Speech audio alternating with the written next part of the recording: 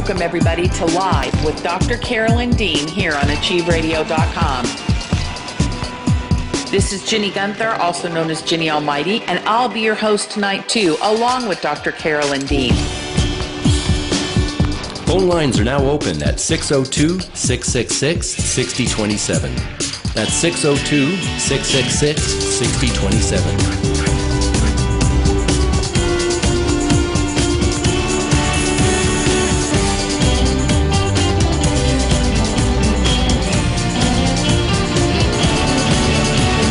We'll be taking your phone calls from around the world and right here in the U.S.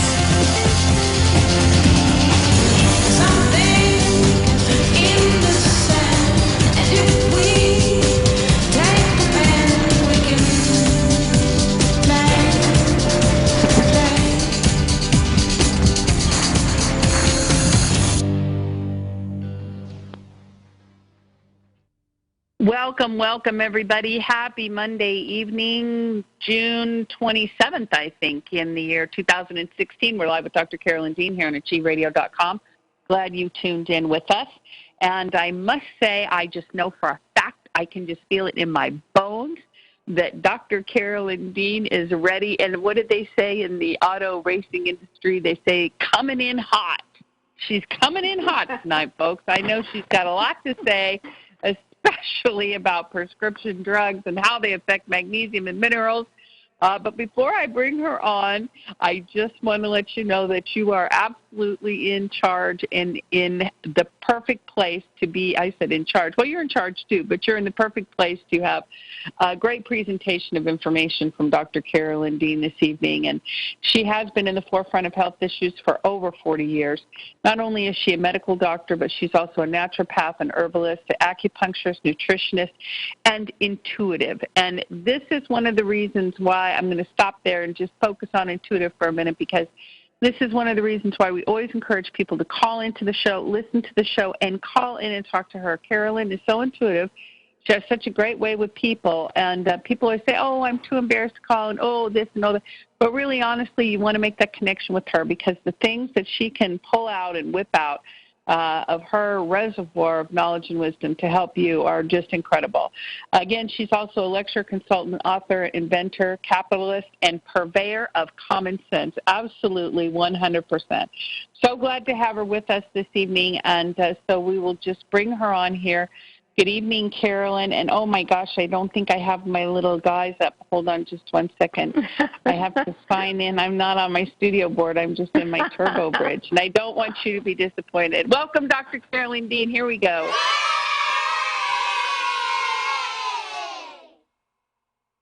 Yeah, that's the way I like to start this show, with the kids behind me. Thank you, Ginny. Thank you. Yes, Ginny and I created a new little bio for myself, putting in the capitalist, purveyor of common sense, and the intuitive. Yeah, I mean, I think intuition is some aspect of knowing a whole lot, and then knowing when you hear a question, you know, how to just pick it out of your bag of knowledge and, I guess, wisdom. It's to me, it's not a mystery why some people are intuitive. Okay, so Ginny has opened the floodgates with her blog about common nutrient robbers, and I did say to her at one point last week that people have absolutely no awareness of the action of drugs on their body and what it does to their magnesium levels. So after I said that, Ginny just went right ahead and did this blog, and we're going to emphasize it today, along with some of our mailbag responses. Ginny's blog, please sign up for it on the RNA Reset website. She talks about our increasing reliance on prescription medications is contributing to the growing problem with nutrient depletion. The truth is that every medication, including over-the-counter drugs, depletes your body's specific vital nutrients. This is especially concerning when you consider that most Americans are already suffering from nutrient depletion, and many of the conditions physicians see in their everyday practice may actually be related to nutrient depletion to begin with. Now, someone quickly emailed me a question, well, should I get my nutrient levels measured? And I really don't recommend that. I'm not big on all these incredibly expensive tests that the alternative medicine and naturopathic medicine labs will offer, because, from one day to the next, your levels are going to change. I don't know if they really know what optimum is. What I've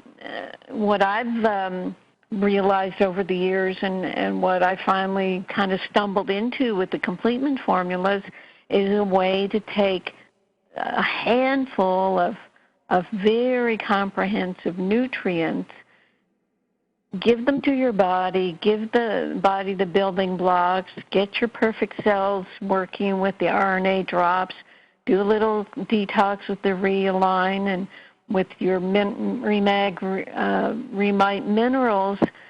It's incredible the experience people can have with this simple little handful of complements.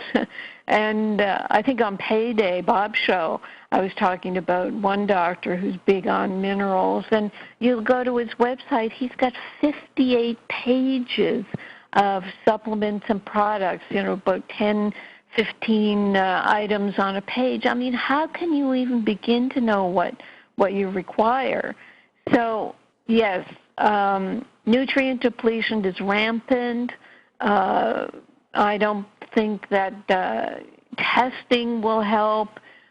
Besides the handful of nutrients we do have, I do recommend people make their liposomal vitamin C, take a Blue Ice Royal, vitamin A, D, and K. There are a couple of basic other things that you take along with a good diet, but it's pretty simplified when you look at my recommendations. And I've just gathered this information over the past 40-odd years to try to make it common sense for people.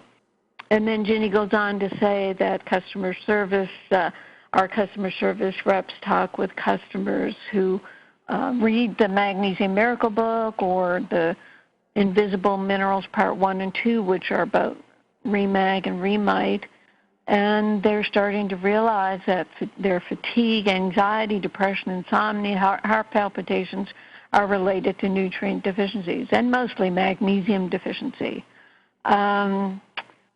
Okay, so then when these magnesium and nutrient deficiency symptoms are treated with drugs, that's where we get into the problems. And it's the unawareness of consumers, customers, patients who just don't understand. It hit me when someone emailed me and said, my condition has improved greatly on the Remag. And as far as I know, she's just taking Remag.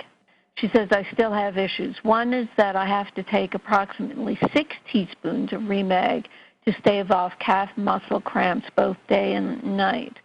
And apparently she just started to get really bad cramps a couple days ago, doubled her amount from 3 teaspoons, but, made it like this. When I first read it, it's like, you're taking 6 teaspoons for how long?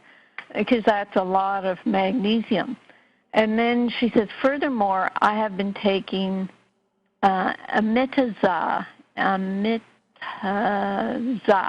for a week. Now, that's for chronic constipation, and Pepsid AC for heartburn. And, of course, I look up Amitaza, and it has 2 fluoride molecules. So what has she done? She's been taking her Remag, doing really well, started to take this other drug, did not look it up to see that it has 2 fluoride molecules, depleted her magnesium, gave herself really bad calf muscle cramps. Thought it was, because she wasn't taking enough magnesium. Didn't think about the drug doing it. Took a lot more magnesium, and then she was writing because her husband's afraid she's taking too much magnesium. So the husband should have been concerned about the drug instead of too much magnesium. And she says, I don't always drink as much water as I would like to. And she says, so could these two drugs be the reason why I got the muscle cramp? She says she's going to stop the Amitiza because it's giving her diarrhea. So there's your drug side effects building up. She's been off pantoprazole. Now that sounds like a beta blocker for about 4 months since she's been taking the Remag. She says she was taking the licorice that I recommend for her heartburn instead of the Pepcid AC, but it wasn't helping as much as she wanted. So anyway, it was the husband being concerned about that amount of magnesium. Will it affect my kidneys? And already and then at the end, this is what I get at the last sentence. Already I'm on gabapentin, 600 milligrams, and tizanidine, 4 milligrams, but I don't take anything else. Well, that's enough. I mean, that's enough to really throw off your body, give you the side effects, work to deplete your magnesium, and then, you have a little extra stress like that leg cramp episode she had at night, and, you're going to be further depleted. This tizanidine is a muscle relaxant. Well, magnesium is going to be relaxing your muscles, and there is a certain point where you're taking medications and they're actually causing the symptoms that you're taking them for because they just have these side effects. I mean, you look up any medication you're on and look at the list of side effects, and the average number is about 125 per drug. So you're bound to come across your original symptoms in the side effects. And maybe I'm being a bit harsh, but I don't know how to get it across to people that,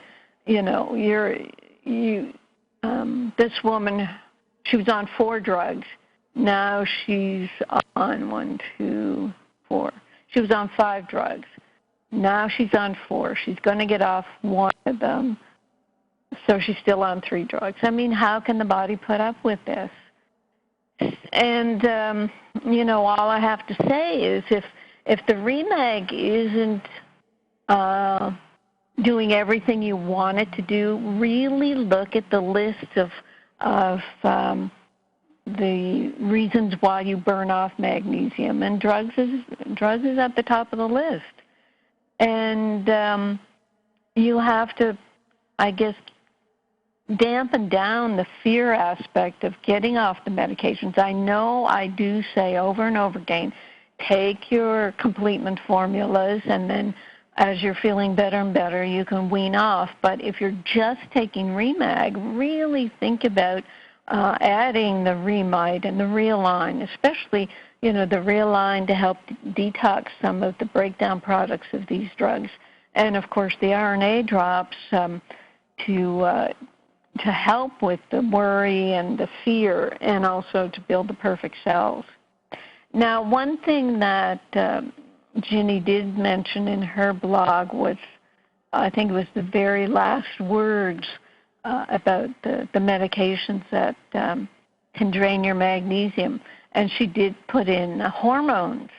And we had a number of questions about hormones. So I thought I'd go through those because we really haven't talked much about sex hormones, bioidentical hormones. I've written a book called Hormone Balance, and it's a book that had at least one criticism on on the Amazon reviews that I didn't talk about bioidentical hormones, because all of a sudden, with hormone imbalance, hormone therapy, it was all about, well, let's not use the synthetic drugs, let's use the natural bioidenticals. Well, there's still hormones that maybe they're made from yams or some natural substance, but they're still processed, and they are still not your actual human hormones. And, I'm not saying they should be,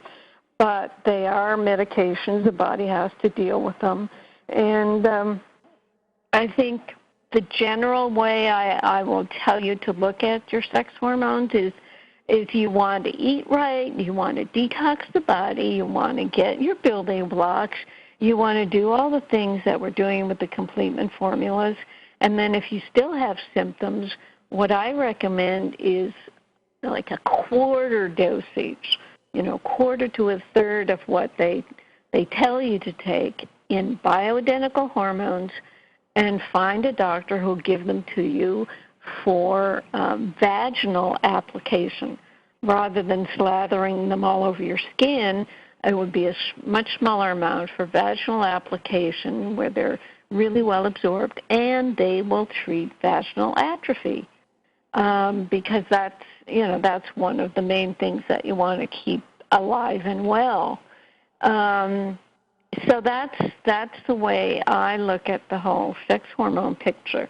And when you only do a quarter to a third amount, you're not going to get into overload or side effects. The side effect of too much of the estrogen, which may have the, heaven forbid, cancer side effects down the road. An overdose is your breasts start hurting. They start being stimulated to grow extra tissue with the estrogen. So you want to avoid that symptom by cutting back. And in terms of the type of estrogen, if you get your bioidentical hormone prescriber to use estriol, estriol, that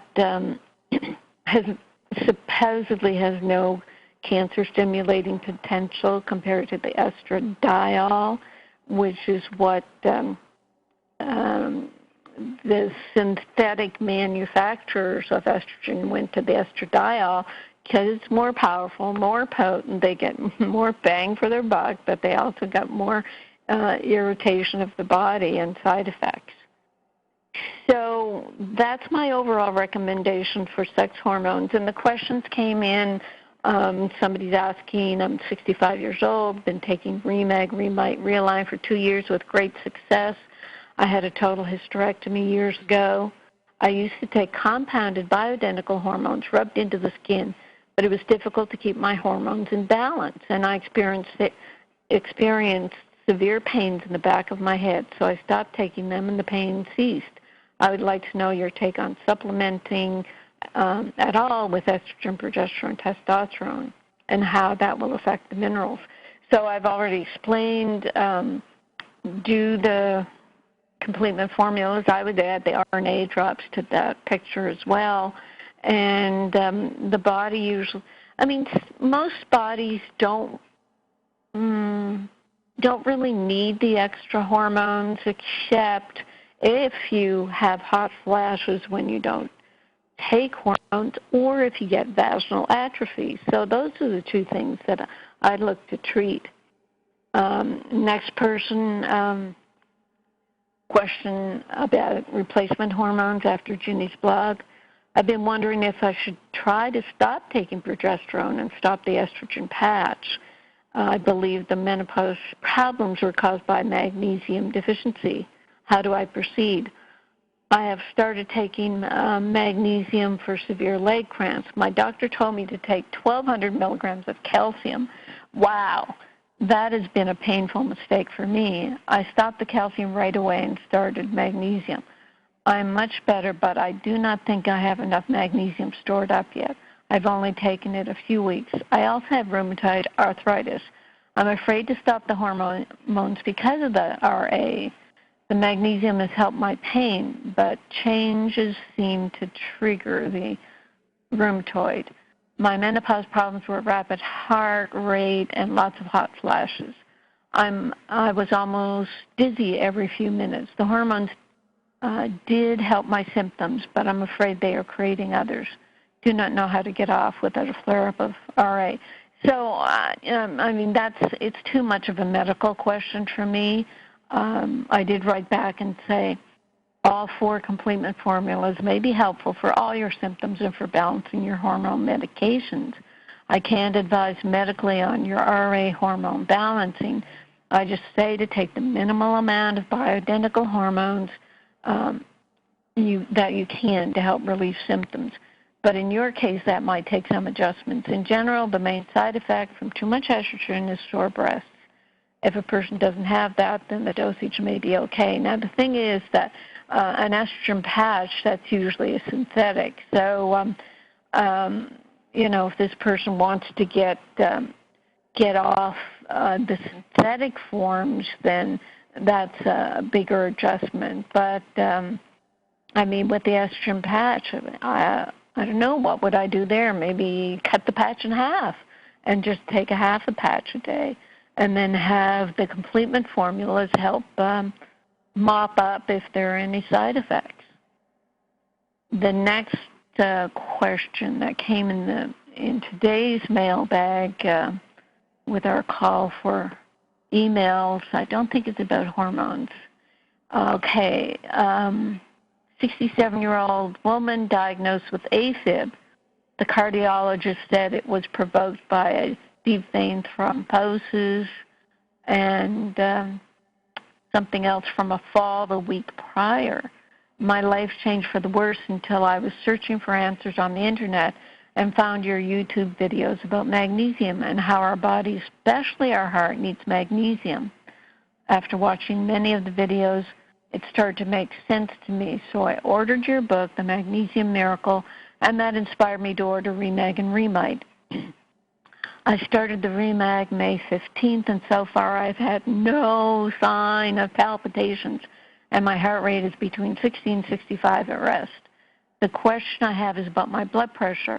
It is higher in the morning than later in the afternoon, so it's 135 over 75 in the morning and 117 over 65. Should I be worried about the systolic being so low? By the way, my cardiologist prescribed diltiazem and Xarelto. Diltiazem, I guess, I think that's for blood pressure. Xarelto, of course, is the blood thinner that you can't stop the bleeding once it starts. Yeah, diltiazem, that's a calcium channel blocker. She said, I'm not taking either. They made my palpitations worse. I hope I'll call into your radio show someday. Thank you from the bottom of my heart. You gave me hope, and I'm not afraid as I was. See, that's so perfect. No, the bottom 75, 65, that is not low. I guess the magnesium is putting the blood pressure through an adjustment, and that should balance out. The top one keeps you from being dizzy. I know that's not much of an answer, but it's not a problem to have a 65 on the lower end. But as well, as one of our readers and listeners reported once, make sure your blood pressure cuff is working properly. And one last email that came in to today's radio show blog. In a recent post, you mentioned that magnesium can affect genetic markers. Do you know if Remag Remite could have a beneficial effect on intestinal polyps? After his latest colonoscopy, my brother's doctor recommended surgery to remove 2 benign polyps that would result in him losing 6 inches of his colon. Wow. The doctor said his recurring polyps are due to a genetic abnormality and they will become cancerous. Can he really know that? My brother is 63, fit, doesn't eat junk food. Thank you for your thoughts and your excellent products. Now, it is a good question, and it is very important because intestinal polyps, I mean, that's one thing they've really done a lot of research on, and they do run in families. They can be removed. I guess, I don't know if this was his first colonoscopy, but people who are at risk for intestinal polyps should be looked at probably every year. Oh, she says that his latest colonoscopy, so he's been getting them. And I don't know about taking out 6 inches of colon. I would definitely get a second opinion because these polyps usually can be snipped out during the colonoscopy. So I can't make a recommendation on whether or not to do that. Personally, I would probably do it. REMAG is not going to change that. What changes intestinal polyps is high doses of vitamin C, but as the ascorbic acid, you can look up studies on that. And cayenne pepper will help bleeding from the intestines. But that is a marker for intestinal polyps when you get regular stool testing to see if you're leaking any blood.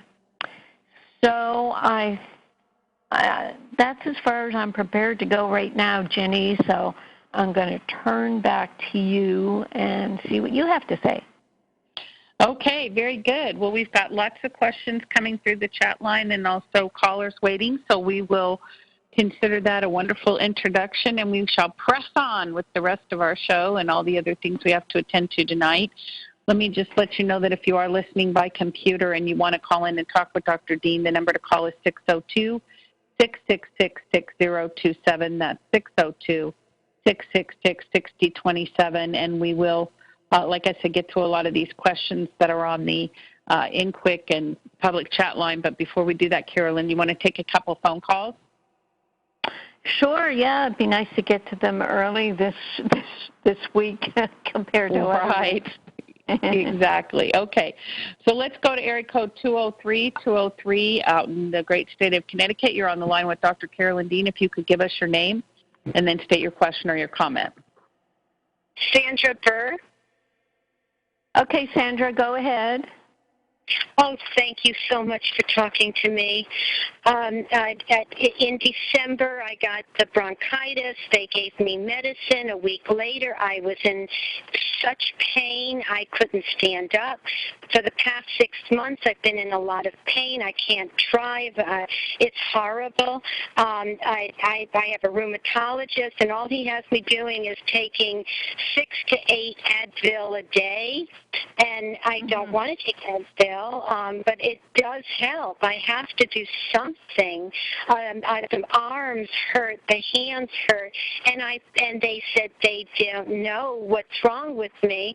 And I think it was amoxicillin, but I was under a lot of stress, and I honestly believe that I was depleted and had too much calcium. I have water that's very high in calcium. Plus, I was drinking a lot of milk and eating yogurt and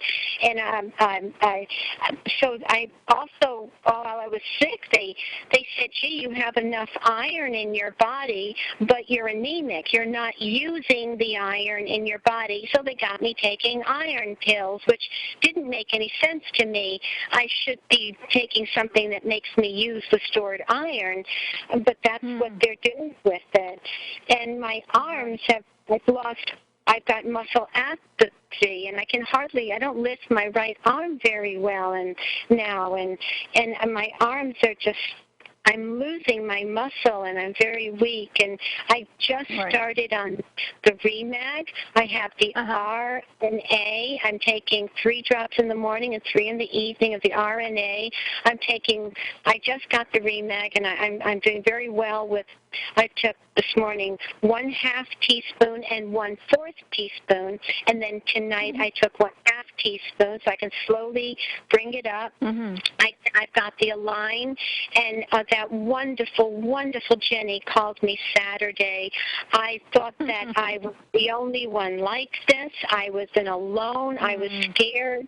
I said the doctors don't know what to do. They're saying it's unusual. Jenny told me how this isn't unusual. I was fighting back tears. What a wonderful woman. And she told me to take the Remate also, so she's sending that to me. And she told me to take Restore, so I called up and ordered that right away. And she told me to get in touch with someone talking to someone about the emotional side of it, 6 months of, being almost homebound and can't stand, I was having anxiety attacks because I knew I was going to have to stand up after just sitting on the toilet, or sitting on a chair. You can't imagine, the pain's going to come when you go to stand. She was wonderful and I have hope. I've only just started with and it's already feeling better. As far as the Advil goes, how can I get off this Advil?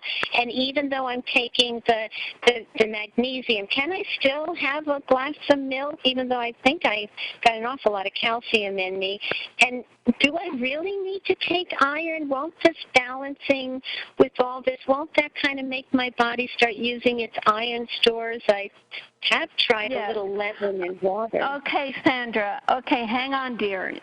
Okay, I've got enough to go on to give you some answers now, so take a breather, okay? I'm sorry, I'm full of anxiety, and I'm sorry. You're all excited. First of all, how old are you? I'm 64, and I'm normally in very good health. Right. Now the pain, just briefly, is it head-to-toe pain or just all in your muscles? It's mainly the leg muscles and arm muscles, especially my right arm and my right foot. Muscles and feet, okay. Yes, it's, it is really incredible how we get these reports from people on the antibiotics. Usually it's the fluoroquinolone antibiotics that have fluoride in them, but the amoxicillin doesn't. But, at the same time, you already expressed that you were probably magnesium deficient, too much calcium, too much iron. So you've gotten, let's just say it made you more calcified so that everything is just tight.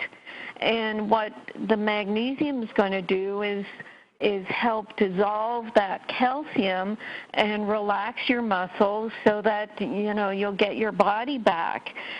In terms of a glass of milk, you do need some calcium, but, it would be better for the next couple of months, Sandra, to take no dairy products, because what's going to happen is the magnesium will help to dissolve the calcium, but it will put it into your bones and your teeth and, where it needs to go. So you're going to be getting enough calcium just from the way magnesium is going to work with it.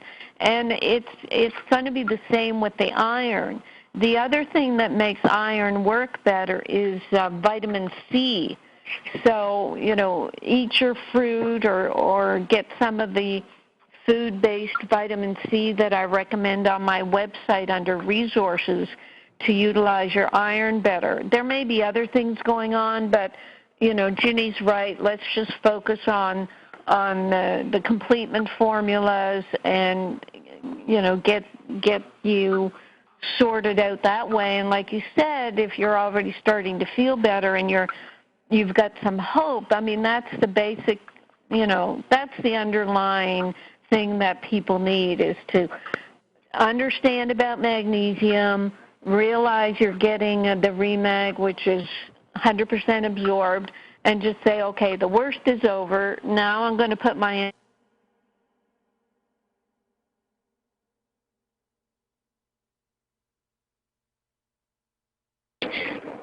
Now the Advil. How do I get off these Advil? I can't stop taking.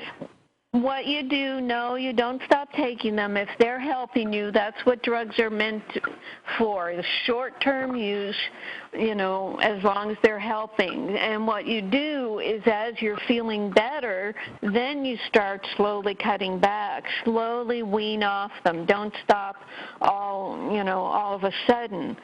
Okay? So as you're increasing your Remag and Remite and Realign and everything, and you're feeling better, and you don't think you need that much Advil, then you cut back. That's all.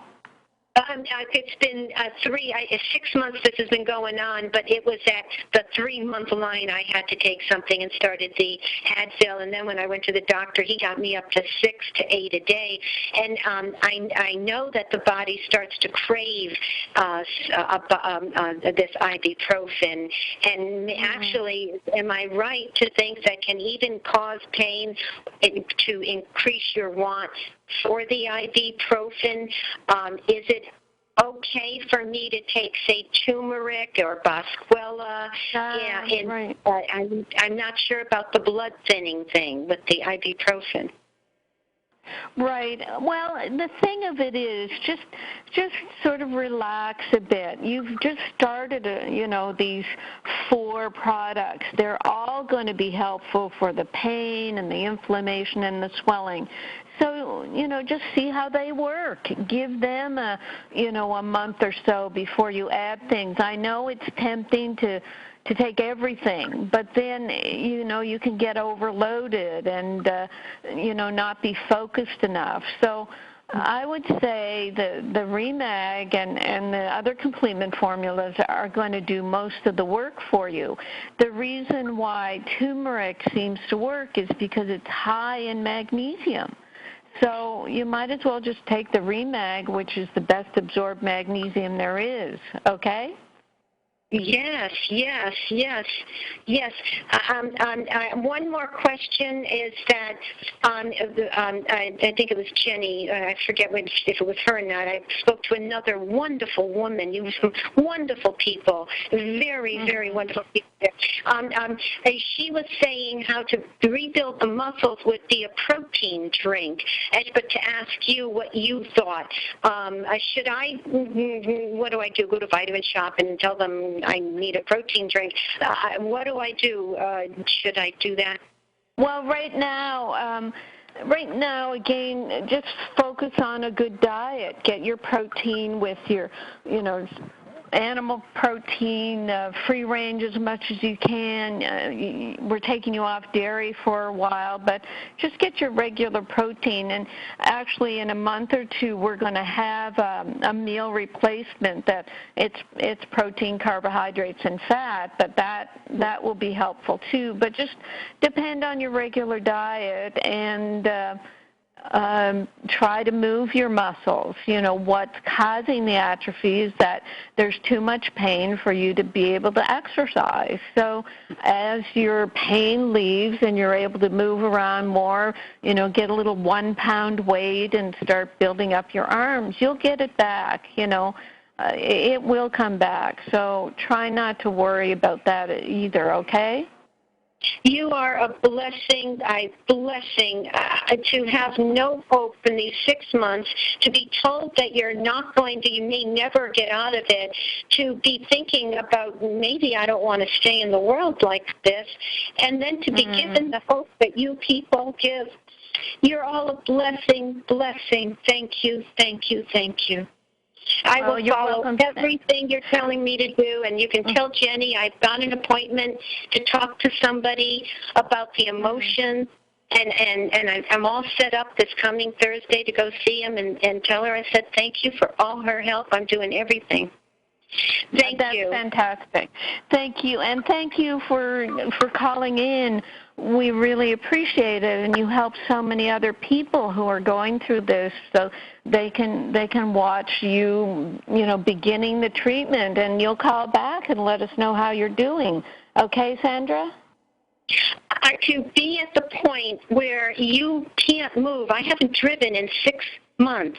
I can't wash my own hair right now. My husband has to do everything. I'm getting tired of macaroni and cheese and peas, which it seems that's what he likes to buy. You know, I need to go to the grocery store. Yes. As this stuff brings me around, I will call you and I will let others know that there is true hope for them too. Thank you again. Thank you.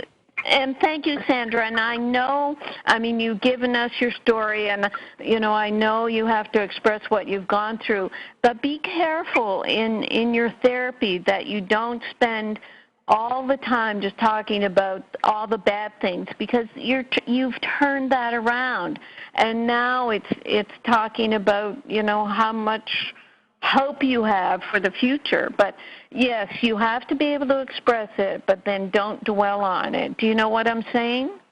I do have compulsive behavior when it comes to this pain, but I think it was only because it's 24 hours a day, 6 months straight without, I had no Christmas, I had no Easter, I had no Mother's Day, I had nothing, and because all I had was not being able to move.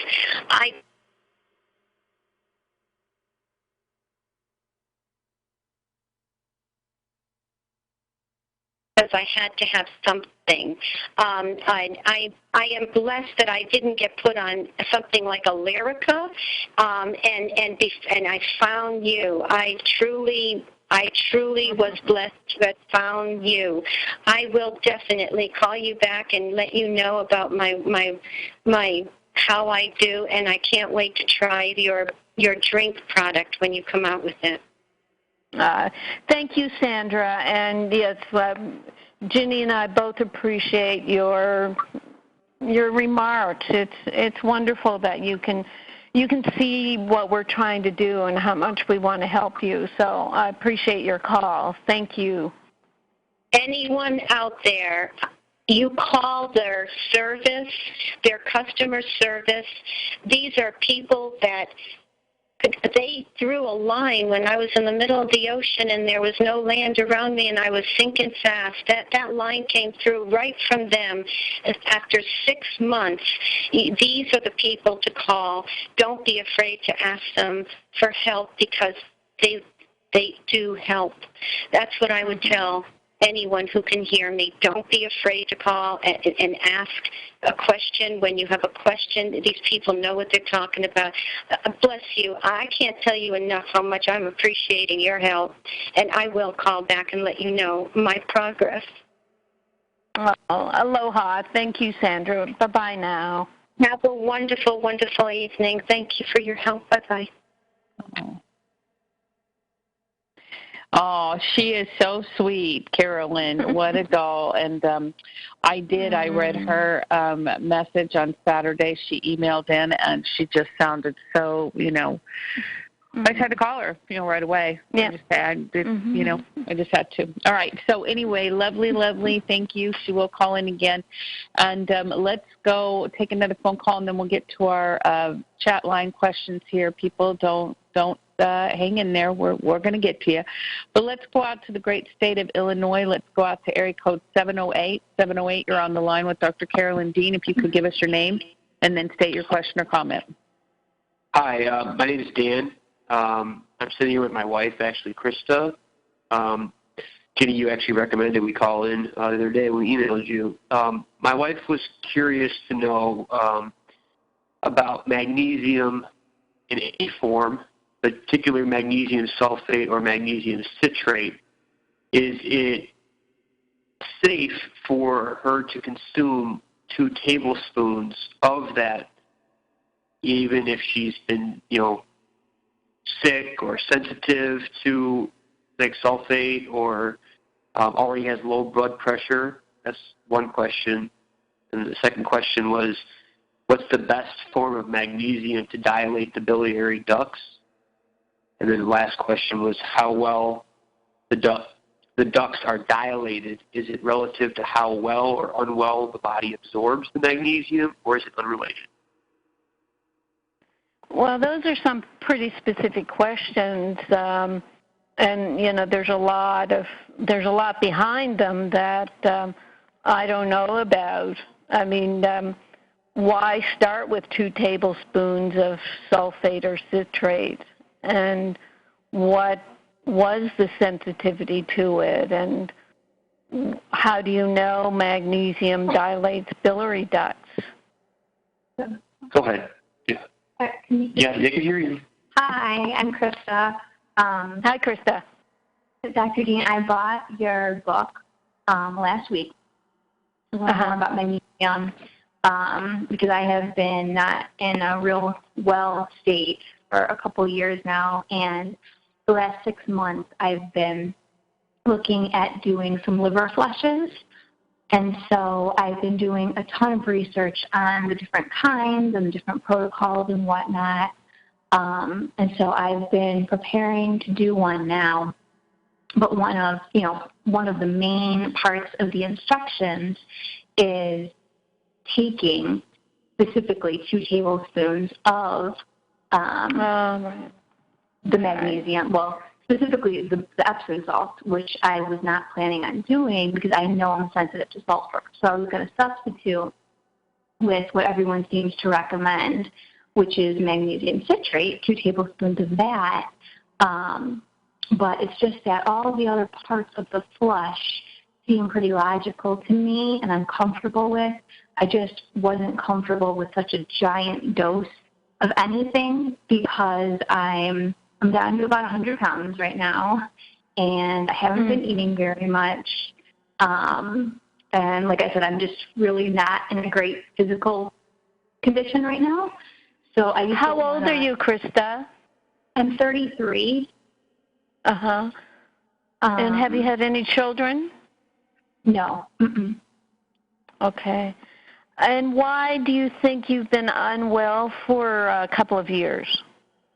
Honestly, to make a really, really long story short, I think my body's become pretty toxic, specifically in the liver and gallbladder, and I think there's a lot of contributing factors, but I think probably the top ones are that before I knew any better, I was on birth control for 13 years, birth control pills, and I had an extremely stressful lifestyle for about 10 years at the same time, in combination with not sleeping much, not eating properly because I didn't know better at the time, and just, all those things combined.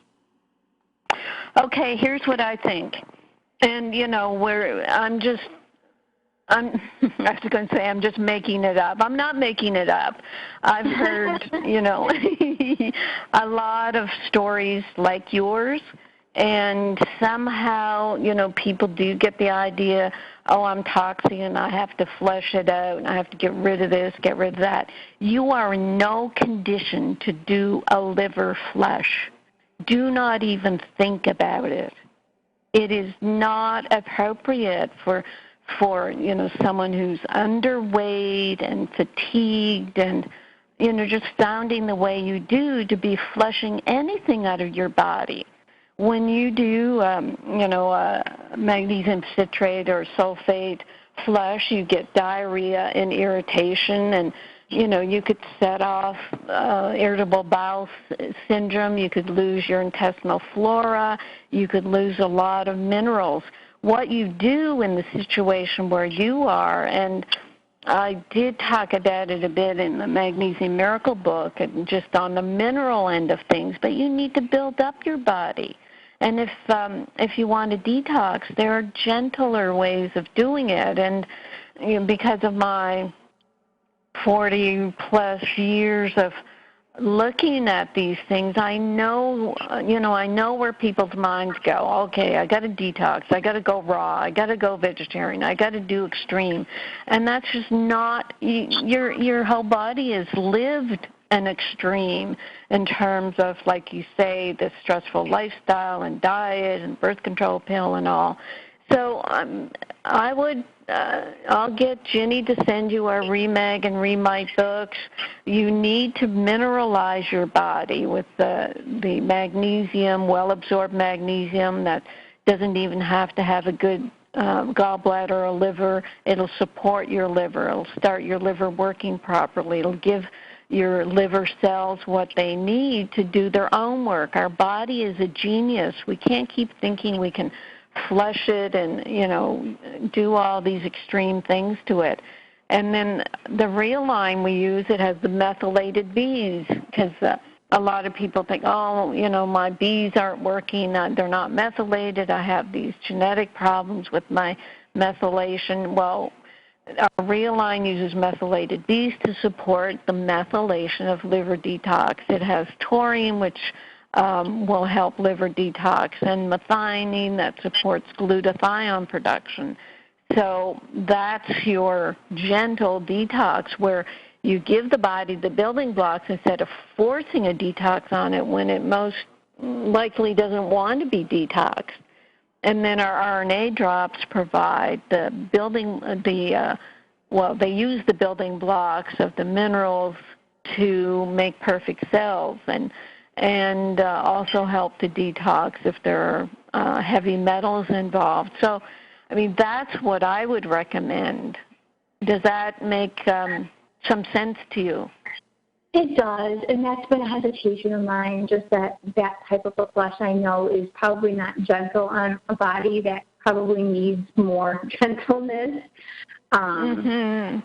It's just, the situation has been going on for so long now, and it's gotten to the point where I've been eating so little, and I've tried so many different products as far as all natural. My diet currently is pretty much only things that are loaded with glutathione. Right. So I guess, all I can do is tell you that I would not recommend the magnesium flush.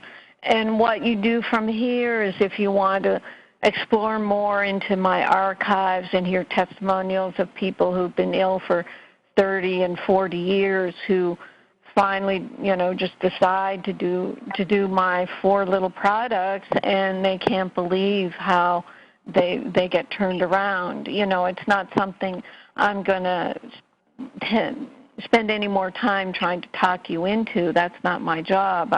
I'll just lay it out for you. You can explore it, and you can decide. So, sure. And you can phone back and ask questions, or phone Ginny and ask questions as you look into it more. But like I said earlier, I've been at this for over 40 years, and I know what's out there and what people do and what they recommend and what they take, and it's nothing close to what I'm working with now. Sure, okay. So aside from not even thinking that dosage of magnesium is safe, you don't think that just the general liver flushing is safe because of how harsh it is?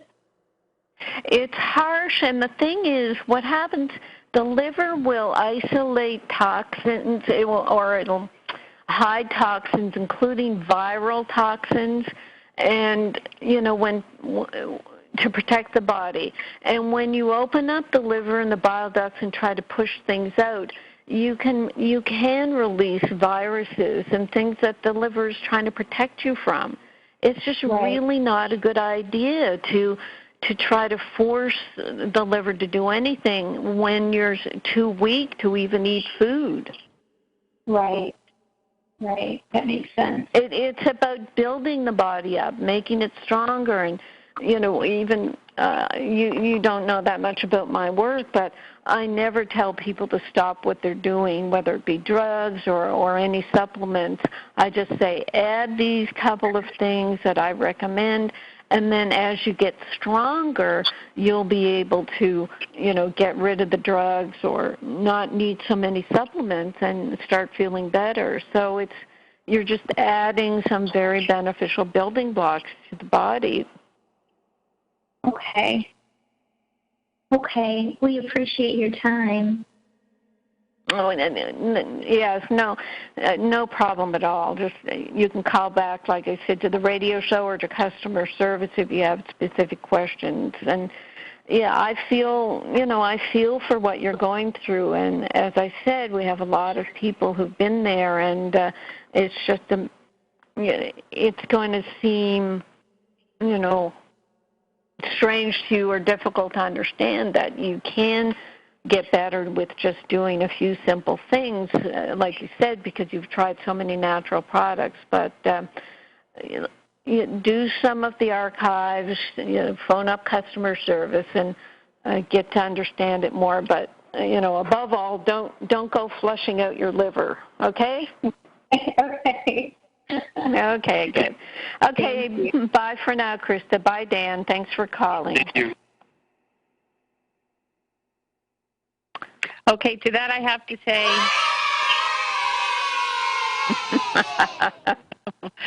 because, yes, I did not, I was like, oh, my God, please don't do that. Okay, wonderful. All right, we're live with Dr. Carolyn Dean. We'll be back next hour with more questions and phone calls. Hang in there, everybody. Carolyn Dean, along with host Ginny Gunther, after this brief station break.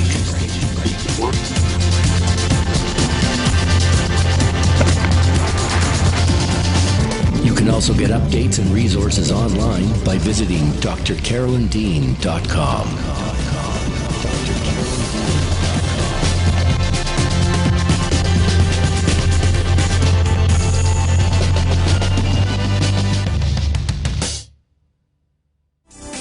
Psychic radio, holistic radio, spiritual radio.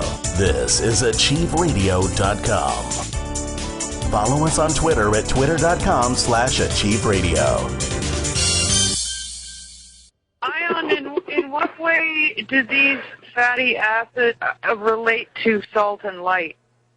Always. In all ways. But the anointing is required for the next phase of the lampstand, so one needs to be anointed prior to... That's how they got it out of them and into the Ark of the Covenant.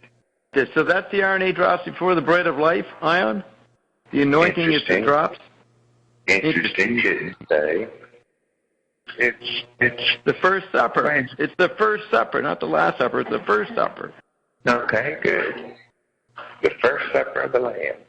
Ion, do the lampstands have to do with the double helix strands? It could, because what apparently the lampstands hold is the most valuable portion of the program.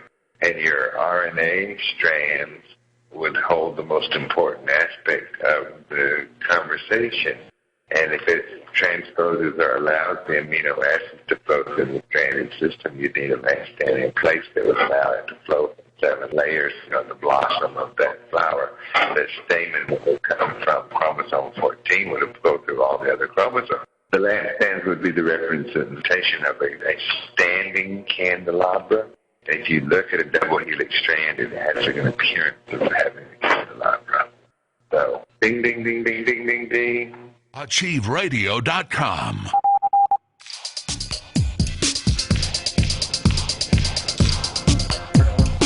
We return now live with Dr. Carolyn Dean, along with your host, Ginny Gunther, here on AchieveRadio.com.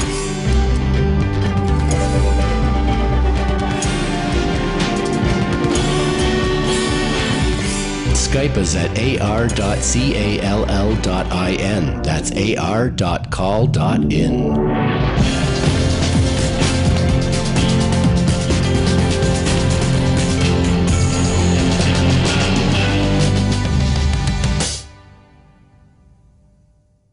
All right, welcome back, everybody. We're live with Dr. Carolyn Dean here on Achieve Radio. Hour 2 of our wonderful program this evening is unfolding right before your beloved ears, and we're happy to have you with us.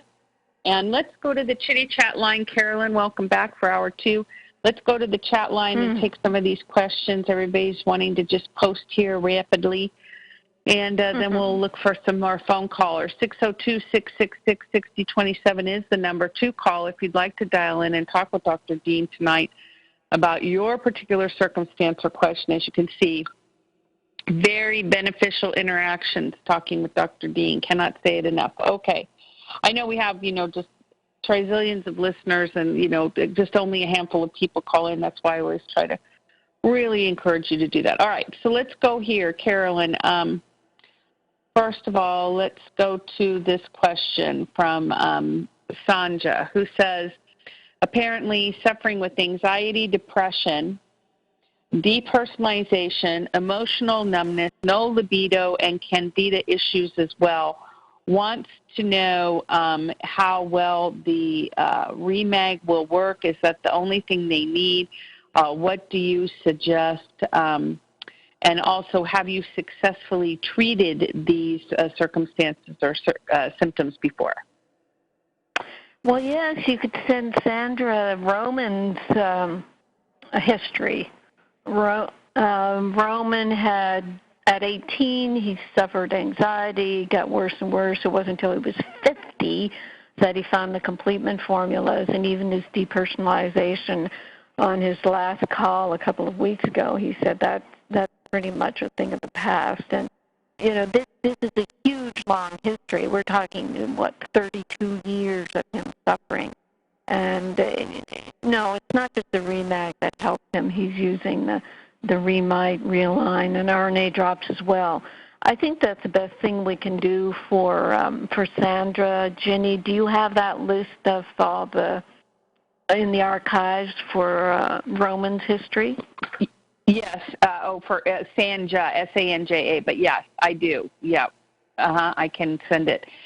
Sandra, if you go ahead and email me at support@rnareset.com, I'll send you Roman's history and also some of his interactions on the radio program and what he did. And the thing that I want to emphasize, too, is that he also made a commitment to work through his process for a year, because he read in one of Dr. Dean's books that it was going to take a year to straighten himself out. Now, 18 to 52, he gave it a long time to accumulate, so it took him a while to shake out of it. So you've got to, as confident as we are in our products and as much as we know they're going to help, you're just not going to have that kind of experience in 2 weeks. You've got to make a commitment to consistently use the formulas day in, day out, without exception, for several months before you even gauge or judge whether or not they're helping you. They're minerals, they're not drugs. You've got to make that kind of commitment to it, especially with that complexity of symptomology. You've just got to. Mm-hmm.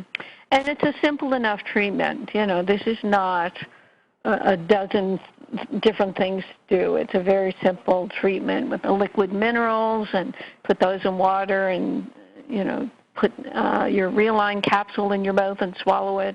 Put a couple of drops of RNA under your tongue. It's a very simple process, but as Ginny said, yes, you've got to make a commitment, and you will notice improvement fairly quickly. I mean, we have people saying this all the time, that they're taking their Remag, et cetera, for their atrial fibrillation, but before that's clear, they're sleeping better and they're less tense, and all kinds of different magnesium deficiency symptoms are going to be affected.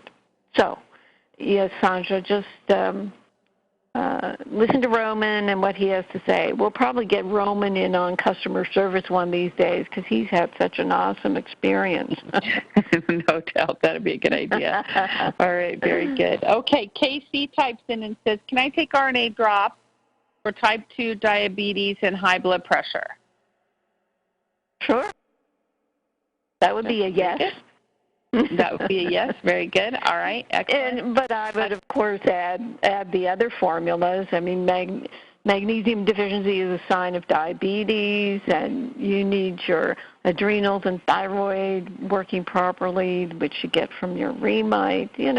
Don't just look at, RNA drops is going to be the cure, although, as Ginny, I think, was saying last week, our first year or so, that's all we sold was the RNA drops, and we had incredible results. But, we want those results to be magnified by you taking all the products. Very good. Excellent. Michelle, can I just take the Remag without putting it in a large amount of water? Sure. Yeah, the reason why we got to putting the Remag in the water is most of our people are coming to Remag after other magnesium's not working. They're on a lot of medications. They're very complex cases. You only have to listen to one radio show to know that. And to get the best out of the magnesium, you sip it through the day, but some people don't do that. I don't do that. I take my, half a teaspoon in the morning now in 3 ounces of water, and then take some salted water afterward, and the same at night. So you can take it however you like, but then, if you say, that doesn't seem to be enough, and you end up having to take more, it's because probably if you take 1 whole teaspoon in a shot, some of it's going to be lost, and that's a waste. So I'm just looking at your finances there. Very good. Excellent. Jay Beek types in, I'm going into surgery and required to take antibiotics for a week. I'm on Remag and Remite for high blood pressure and doing amazingly well. Can the antibiotics affect my magnesium levels and absorption? Do you have any recommendations? Yeah, it depends on which antibiotic. It can burn off your magnesium. I mean, they may even say, if you told them you're taking magnesium, you should stop everything. And that I would not agree with. Magnesium is like taking food. Be sure to take your Prescript Assist along with the antibiotics so you don't throw out all your intestinal flora. The Prescript Assist website is under resources on my Dr. Carolyn Dean website. And ask what the antibiotic will be, and do not take a fluoride antibiotic, because that really can nullify your magnesium stores. So I'd be taking more magnesium for the stress of all of that you're going to be going through. Very good. Excellent. Excellent. And do you have an antibiotic alternative, Carolyn, that you recommend? Well, I can't tell people not to take their antibiotics. What I personally would do if someone said I had to take an antibiotic was I would be taking a couple tablespoons of silver a day. The one I recommend right now is the Sovereign Silver by Natural Immunogenics. Silver is a very good antibiotic, natural antibiotic. Okay, very good. All right, Pamela typed in about, is it okay to drink the Remag in one big gulp? I think we answered that. So, Pamela, unless you have more to expand on that, I'm going to let that go as already having been answered. And then let's see, Rami typed in and says, what about natural progesterone cream or drops Progest E to balance estrogen?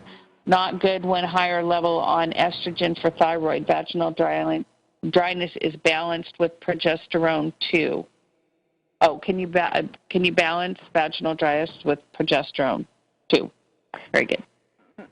Well, I mean, the bioidenticals I use vaginally are a bit of estrogen and a bit of progesterone. I think used together is best. I don't need testosterone. I'm already too aggressive. So I think estrogen and progesterone are enough for certain people. And I don't know if that answers. I mean, that's like a medical question.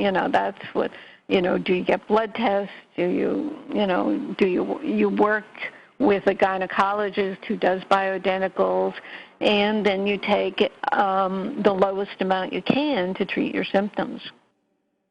Very good. Very good. Excellent. Okay. Let's see. How long do we need to take a magnesium supplement?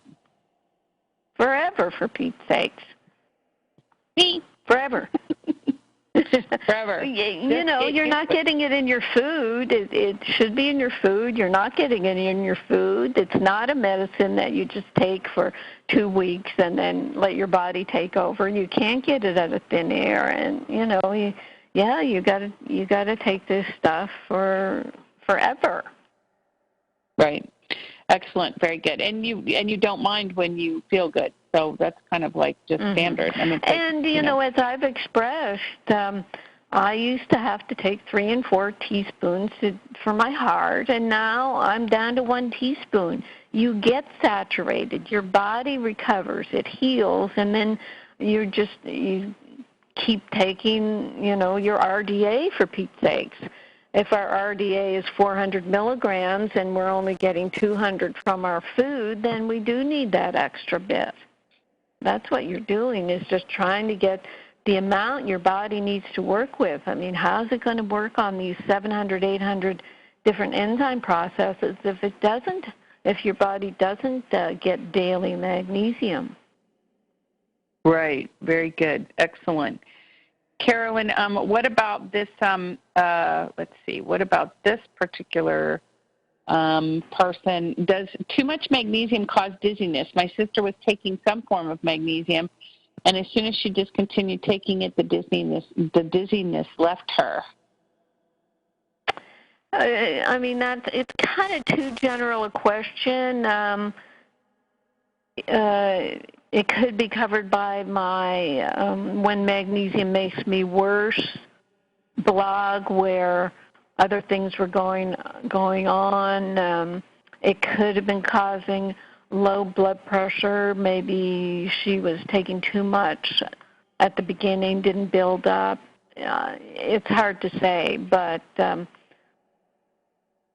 I know an intravenous shot of magnesium makes your head flush. Low blood pressure makes you dizzy. So maybe some aspect of that is going on, but if it's another form of magnesium besides Remag, I really don't know what else to say. Okay, very good, very good. Now, Pierre typed in and said that he sent an email this morning and he wanted to know if you would answer it over the air. And I don't know if you got it, Carolyn. So let me just check with you and say, did you get our email? Did we send you an email from Pierre about his having persistent AFib?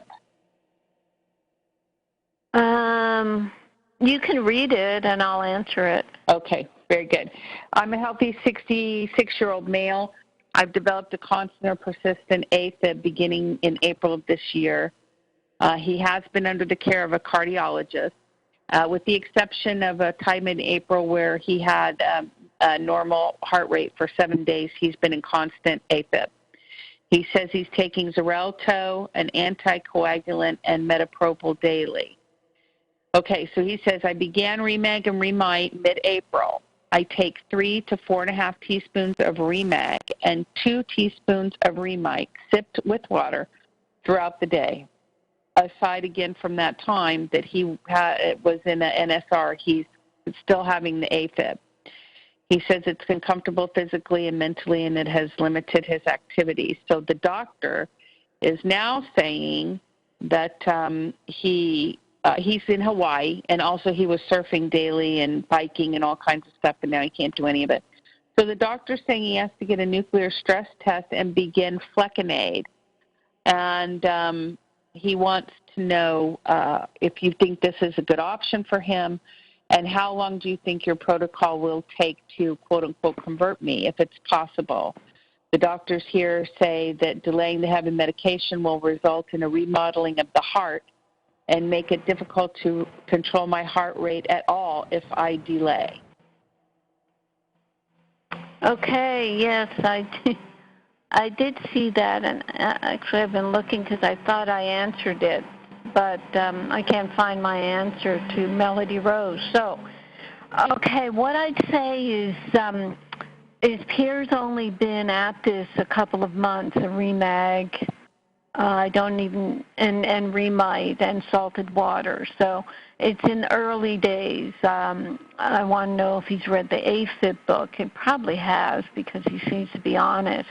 On the 2 medications, he's still in AFib. Flecainide, no, I just cannot recommend anybody ever take that. It's got 6 fluoride molecules. It'll eat up your magnesium. And in my AFib book, I'm not against ablation. What seems to happen with people is they just decide, I refuse to take ablation. What else can I do?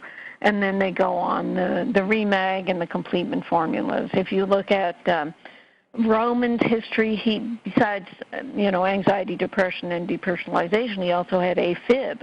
And if you look at CB's testimony in the AFib book, yeah, they committed a year to this, in and out of AFib, and I think CB was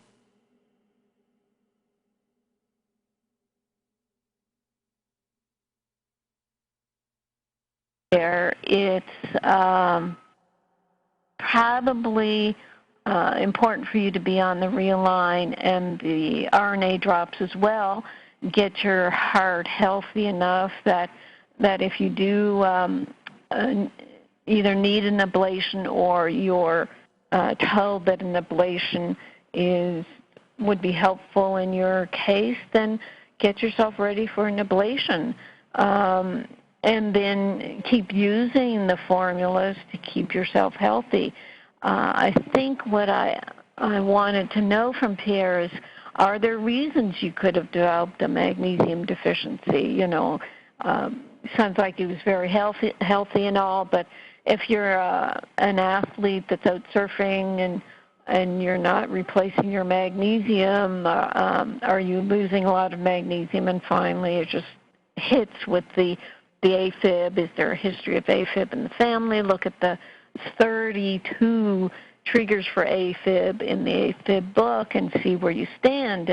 If you can say to yourself, my gosh, I am so magnesium deficient, there's no wonder my heart is jumping around like a little Mexican jumping bean because I don't have the magnesium to keep my muscles relaxed, then you have your answer, and you give yourself the time for your heart to heal.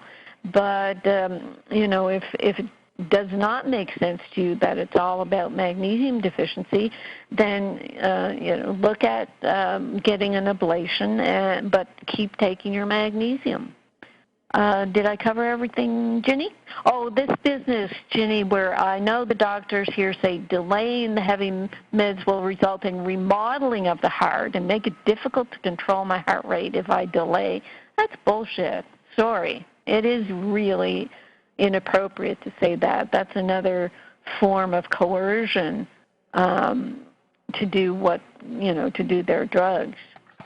So there. Yeah, I thought that was pretty gross myself. I'm like, what kind of biological cellular support do you have for that? I mean, that's just weird. All right, very good. Okay, so let's. I want to say Casey's telling me she's on the phone. She wants to talk to Dr. Dean. You've got to hit *5 on your keypad to raise your hand in the studio so I can see what caller you are. And then I will put you on the line with Dr. Dean as well as anybody else who wants to talk to her. 602-666-6027. You've just got to give me a minute to ask this question, and then we'll go to the phones.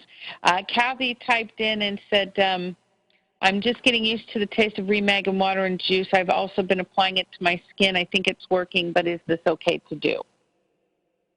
Oh, absolutely. And, recently Ginny and I have decided not to do the flavored Remag anymore because it's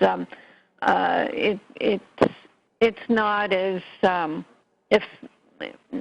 tasty as we would like. So we're going to be asking people to tell us how they're working with the Remag, what essential oils, what juices, what flavorings, what works for them. I mean, what works for me is just to put my, when I wake up in the morning, I do my half teaspoon of Remag in a couple ounces of water, hold my nose and drink it down, and then drink some nice sweet salted water.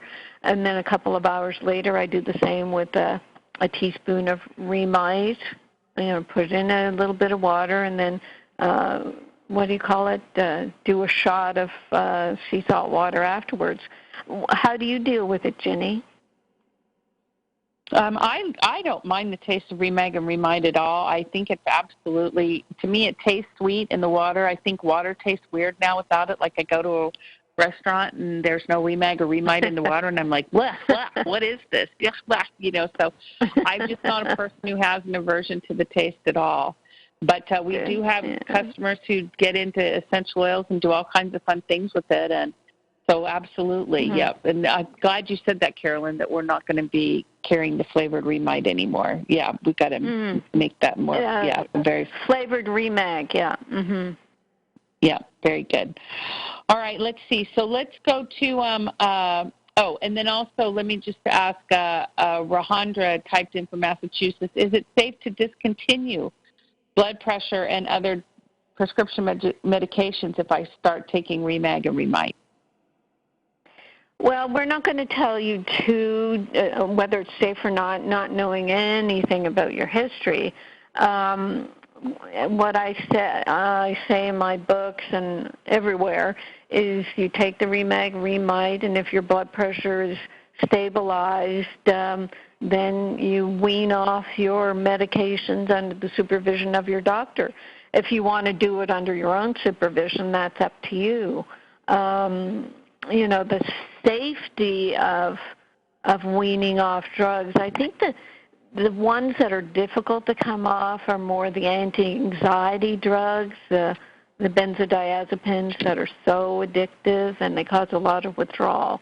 So what happens with the Remag is your blood pressure will become lower. Usually people on blood pressure drugs, their blood pressure is still high. And so you take your Remag, your blood pressure starts to go lower, and you don't want it to be too low. So then anybody would wean you off your blood pressure medications when your blood pressure is under control. Very good. Yes, exactly. Exactly. Very good. Yeah. And, when you're 12 years old, you're not on blood pressure medicine, but then your body's full of minerals and you're growing and thriving and, most 12 years old, although we have a lot of customers who give our products to their kids because they know that the minerals have gotten so depleted from the food sources. But, yeah, absolutely. Okay. So star 5, yes, did we get there? Okay, very good. Let's go to Allentown, Pennsylvania, Carolyn, area code 484. You're on the line with Dr. Carolyn Dean. Are you there? Hello, doctor. My name is Casey. Can you hear me? JC? Yes, but I didn't get JC. Casey, K as in King and C as in Charlie. My name, I'm an Indian. My name is so big, so my short name is Casey. Okay, JC, you can call me CW. Go ahead. Doctor, from Friday night, I'm watching all the YouTube videos, what is posted from on your name and Bob. I wish I would have seen all these things a few years before. Roughly around 2.5 years before, I got diagnosed as type 2 diabetic, and I had high blood pressure. So I was on, my doctor put me on metformin. It worked for a little bit. Then after that, still my blood sugar was high. Then he put me on Genevia plus metformin. I started taking that one for roughly around 1 year. Other than this, I was taking Pervastatin, the statin drug. At that time, I don't know anything about all these things. Then my blood pressure medication was Losartan potassium. Then because of my pulse rate, he put me on Distalic. I was on Distalic for like roughly around 3 months. Then I started feeling something going wrong with my body. I'm not feeling good after taking all these medicines. So that's when I started my research on statin drugs and everything else. And it scared me. And once when I stopped my medication, I started feeling better. So then I told my doctor that this is what's going on, and I feel like I don't have a balance in my body.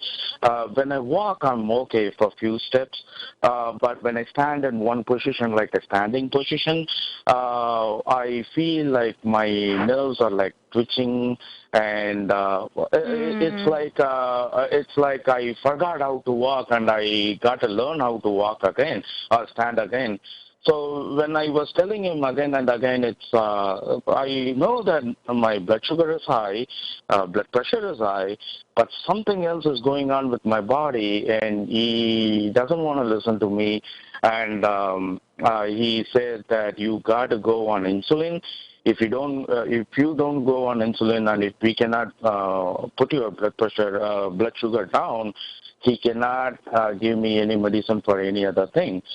So I started doing my researches again, and I started taking. I started watching Dr. Valak programs and stuff, his videos, and I started buying the supplements from him. The sweeties, he started bringing my sugar down. When I was taking these medications, my fasting sugar used to be 250. And when I eat my food, it will be 325. Now, past 3-4 months, I started bringing that one down. My fasting sugar is 140, 150. When I take my food, it goes up to 180. So I know my blood sugar is working a little bit, but my blood pressure, it didn't come down at all, and it was at 145. Now, last 3 or 4 days, it elevated up to 175, 180. I'm going to a chiropractor because I'm a system analyst. All these years working on the laptop and computers, he said my neck disc has problems and stuff, so I'm doing that. My main thing is I started watching your videos and stuff, and I educated myself with magnesium. But before watching your shows, I bought magnesium supplement from Jigsaw site. It's magnesium malate or malatate. Yeah. Right. Yeah, I started taking that just 3 or 4 days before, so I'm not complaining about that. I clearly understand that it will take a little bit more time to see the results. My question is it better for me to buy your magnesium supplement, even though I have the magnesium supplement for next 2 months, or shall I wait for next 2 months? Let me answer that. Let me answer that because we have to. Okay. Yes, Jigsaw. It's. I know the people. It's a good product. I know for myself, it caused me the laxative effect, so it's not completely non-laxative, and it's not as well. Obviously, it's not going to be as well absorbed as Remag, but you can certainly take it. You might have to take, much more than they recommend to work on your blood pressure. But, as you were talking about the balance is off and you feel kind of twitchy, that's magnesium deficiency. And high blood sugar is magnesium deficiency. Blood pressure is magnesium deficiency. So, yes, you really need to saturate yourself with magnesium. That's going to be very important for you. And when you finish with the Jigsaw, then you just switch over and get the Remag. That's all you have to do. I don't mind buying yours right away, doctor, because I want to get some kind of reducing my pressure or something. Or is it okay if I take both, like night times? They have prescribed thing is 2 capsules in the morning and 2 capsules at night. So is it okay if I buy yours and if I have your magnesium product in the morning and 2 tablets at night?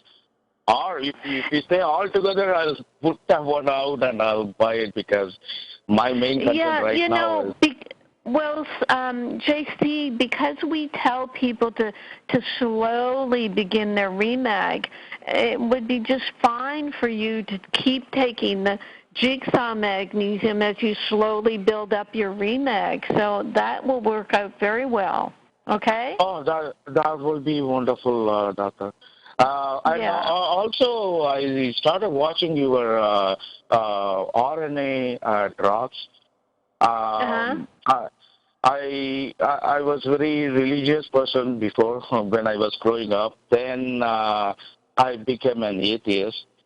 Then I started looking at a lot of other stuff, and now I'm a very big...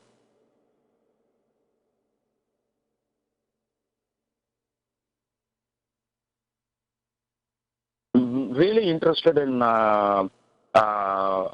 taking this RNA drops, but I want to know whether I can take it with all these things what I have, like type 2 diabetic and stuff. Is it okay? Oh, yes, yes. The RNA drops they actually help metabolize blood sugar, and they're just made from barley.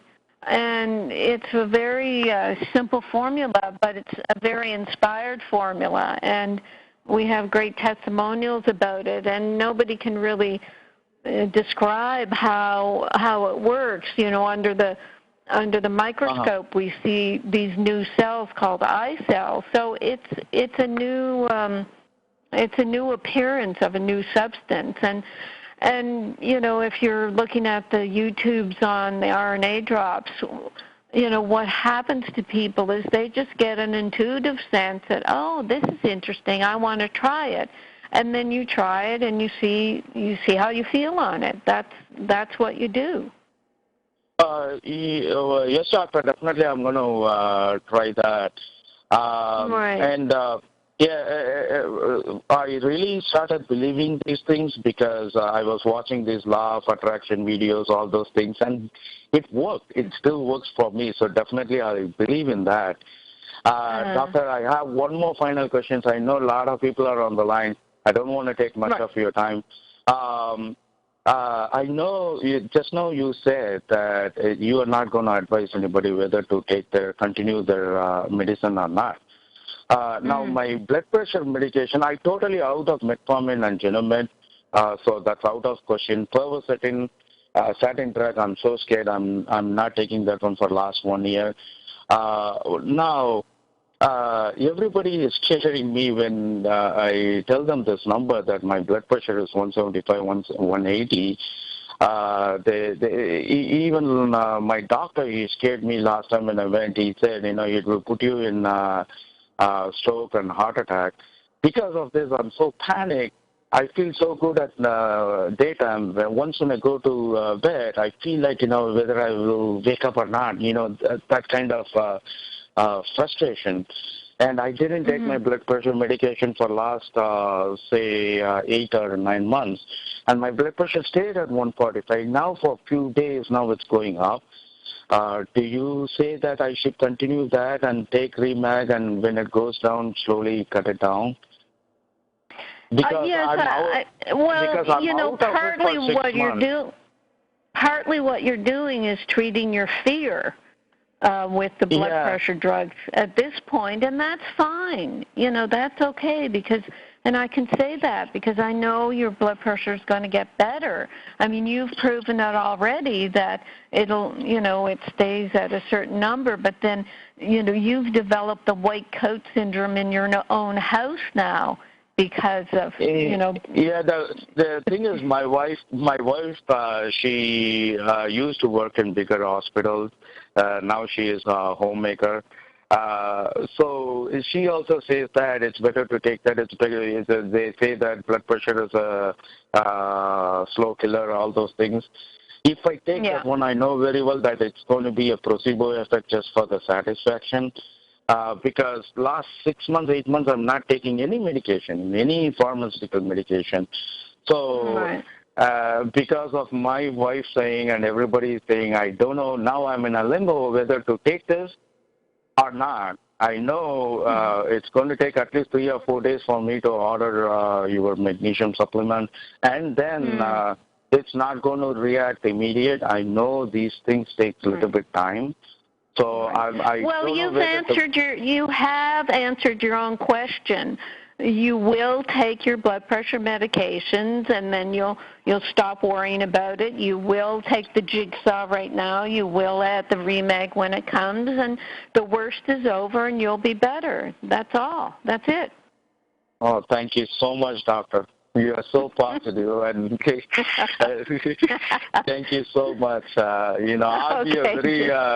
I'll be a very regular member for your show. Already I put alarm, everything, and I'll be listening to you every week. Thank you so much.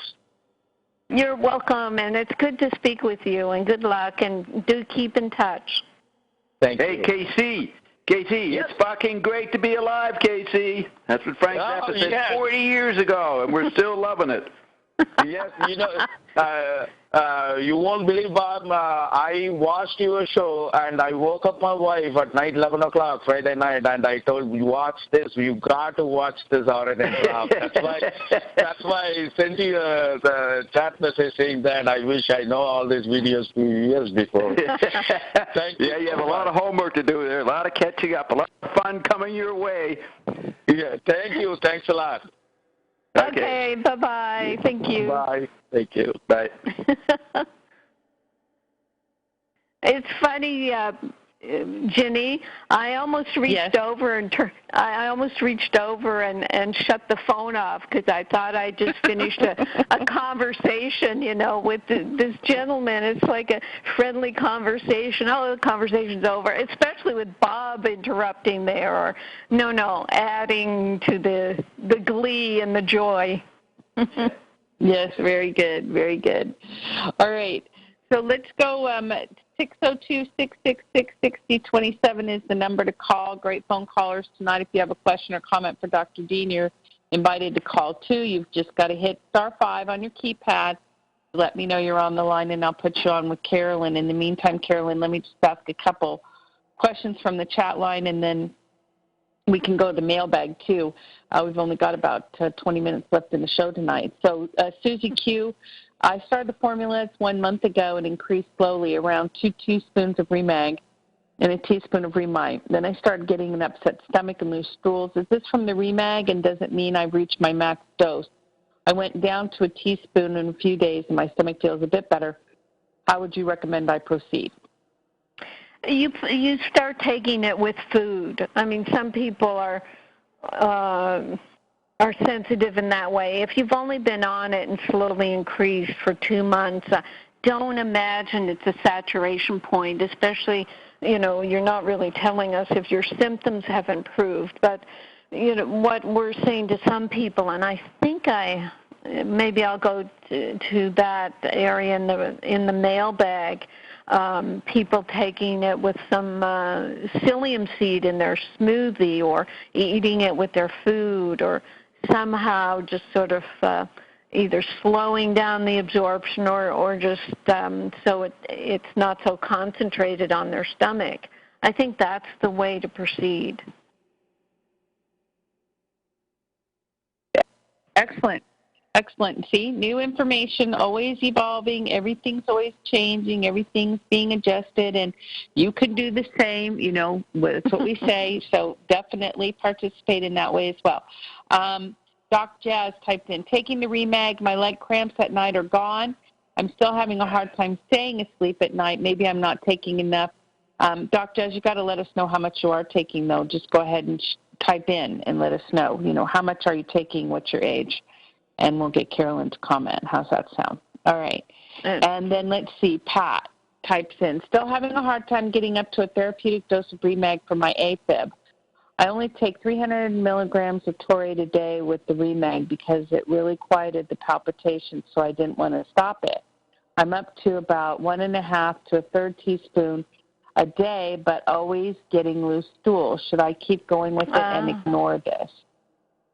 No, let's get into this. It's taking it with with some psyllium or with your food, because you have to get up to a more therapeutic dose. Psyllium I recommend just for the extra fiber that it can give a person.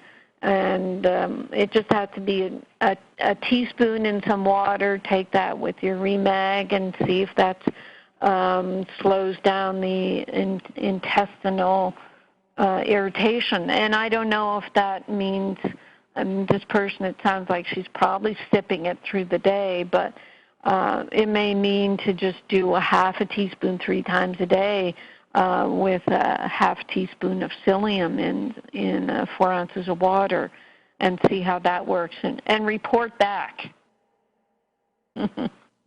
Okay, very good. All right, so last week Ange typed in a sodium bicarb question. He purchased a sodium bicarbonate book by Dr. Sirius, and he talks about the benefits of magnesium bicarbonate. And I think we talked about that last week, Ange. Carolyn went through a big question. Now you're bringing it up again, so you've got to restate the question. What specifically do you want to know about in that, so I can ask her this evening, all right? Okay, very good. So, Carolyn, do you have some email questions you want to, we've got some mailbag stuff you want to do?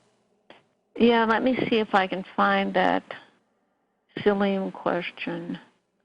Oh, right. Someone wrote in and said, it was to you, Ginny. Hi, Ginny. I'm 60 years young, been on all the products for 3 months. After only 2 months, got off blood pressure meds. I take 3 teaspoons of Remag and sea salt water from rising till bedtime, drink half my body weight in ounces. I have laxative effect each morning, mostly sometimes twice a day, but mostly once. I tried cutting back to 2.5 teaspoons, but didn't feel as good, so went back to 3 teaspoons and just put up with liquid stool.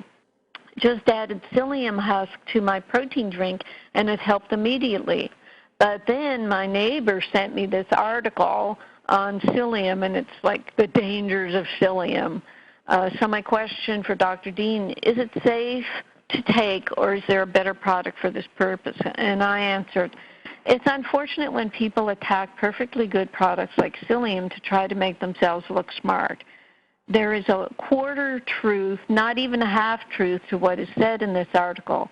I suppose people who don't drink enough water when they consume psyllium can develop constipation. I think that was the gist of the article, that you can get really blocked up if you take psyllium. Well, yeah, it's a big fiber bulker, and you have to take a ton of water when you drink it.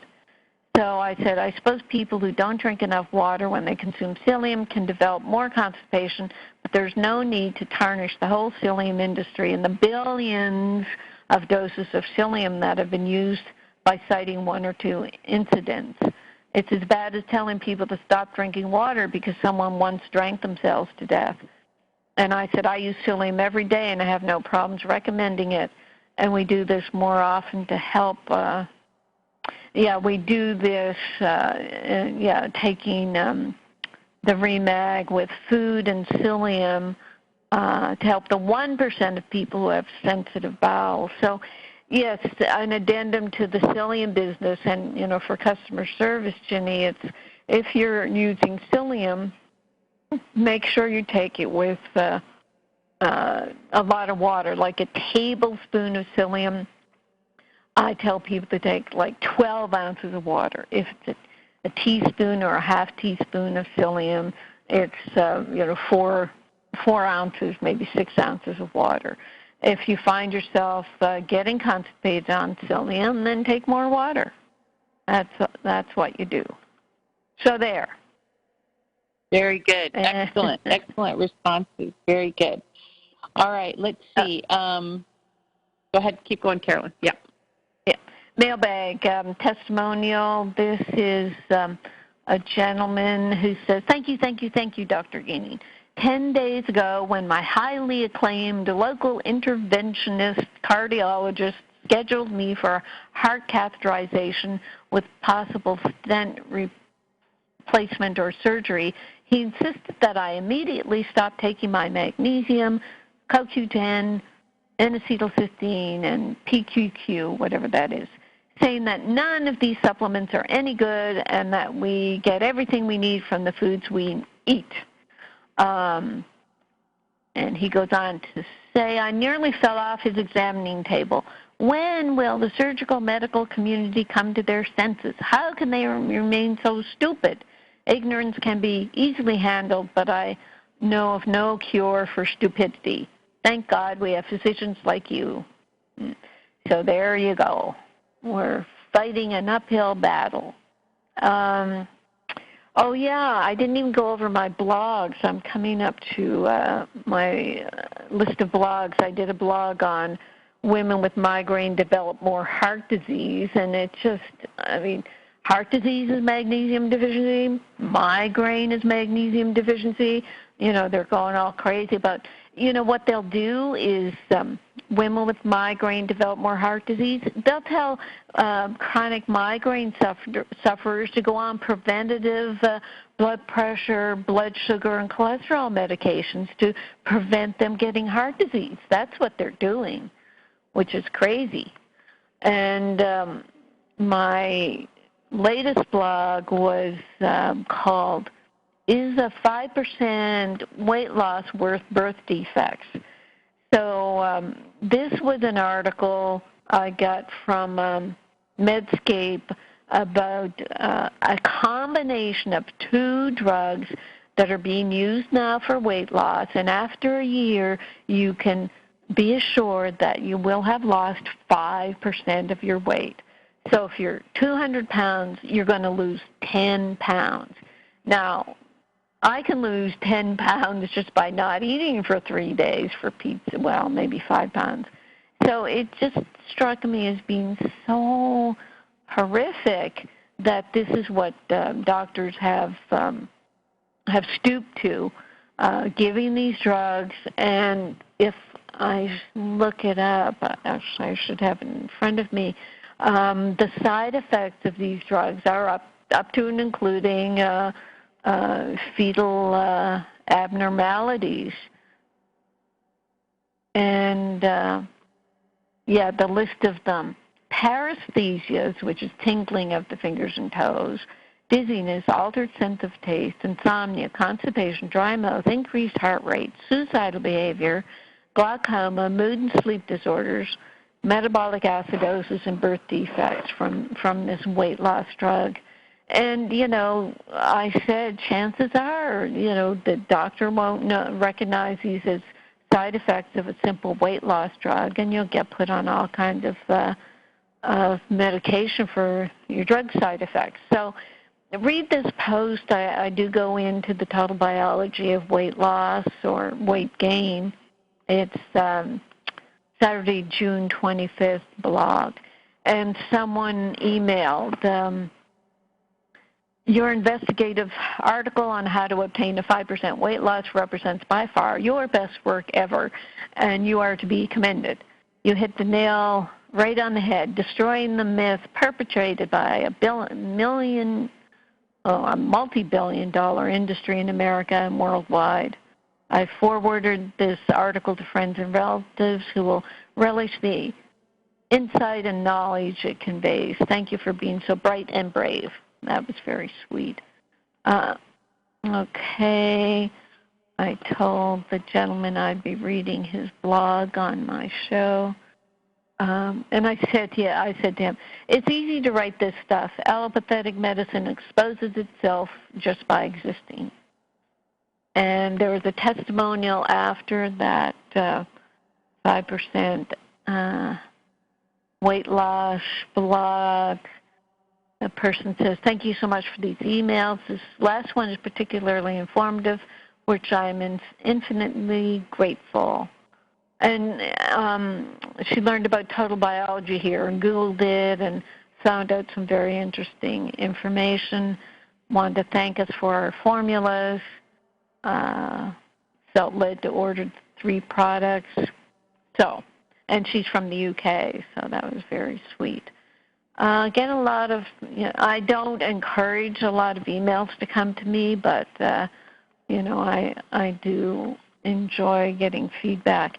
Now, there's something that just came on my list here to ADHD, and I wasn't going to say anything about this, but a person wrote to customer service asking about adult attention deficit hyperactivity disorder, and wondered why I hadn't written anything about it, and why I didn't have information on it, and what would I recommend, and why did I just talk about ADHD in kids when customer service she asked customer service about it. Well, ADHD in adults is just the continuation of ADHD in kids, perhaps, but perhaps it's also a made-up diagnosis of, a whole bunch of symptoms that then require a drug, which is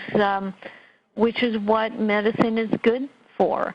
If you Google adult ADHD, what do you come up with? Symptoms of adult ADHD. I mean, these can be adults who used to have ADHD when they were kids and were treated with drugs, and they're kind of addicted to drugs in a sense and don't think they can do without them. But I came across a list of symptoms that most of them just reminded me of magnesium deficiency, for Pete's sakes. There's it's so hard to get into these sites. Trouble getting organized. Okay. Reckless driving and traffic accidents. Marital trouble. Extremely distractible. Poor listening skills. I mean, what? This is people not happy, not on magnesium, not getting enough sleep because they're magnesium deficient, and having non-specific symptoms that then they look for a diagnosis, or doctors are happy to try to give them a diagnosis so that then they can prescribe what? Do they prescribe amphetamines?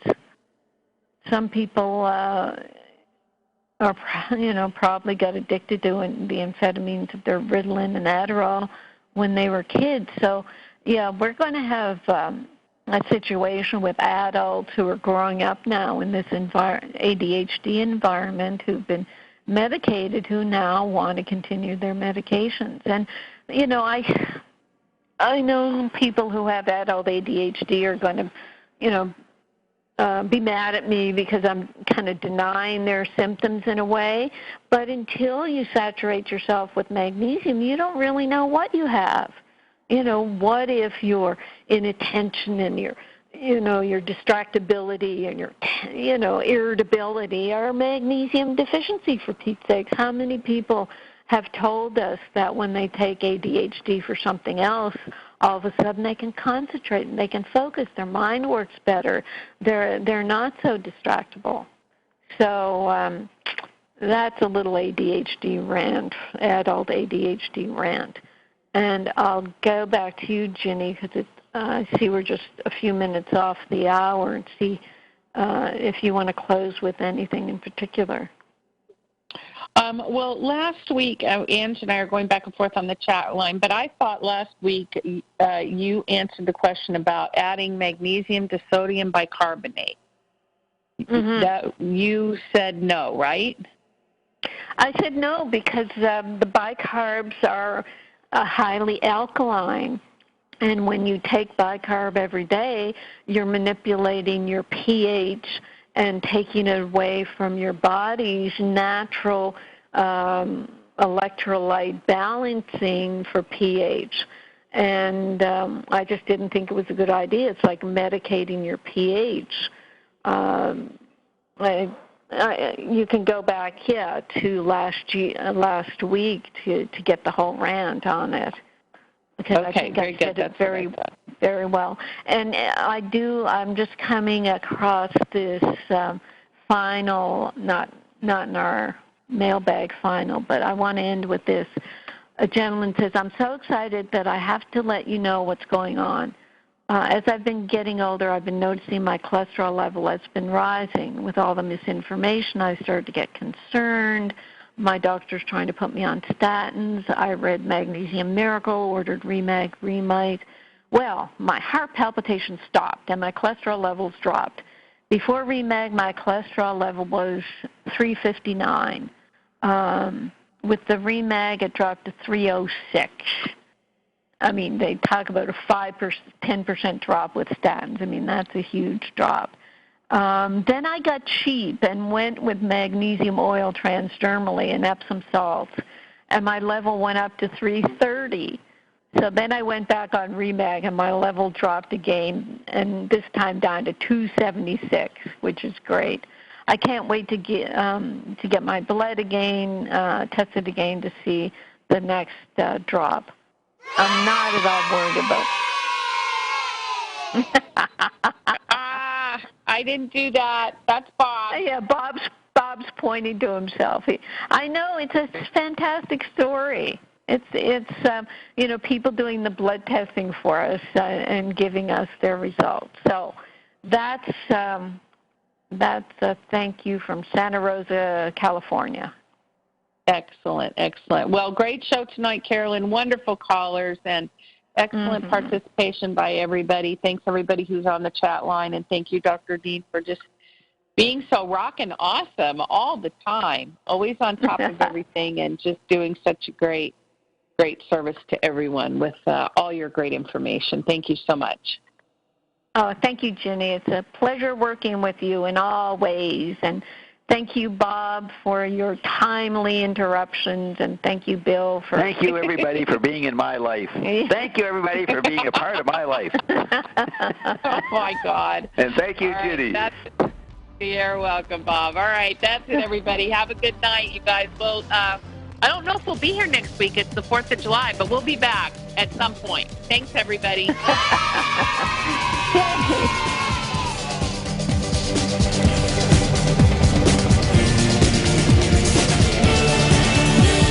You've been listening to Live with Dr. Carolyn Dean here on AchieveRadio.com. Till next time, so long, and thanks for all the fish. AchieveRadio.com.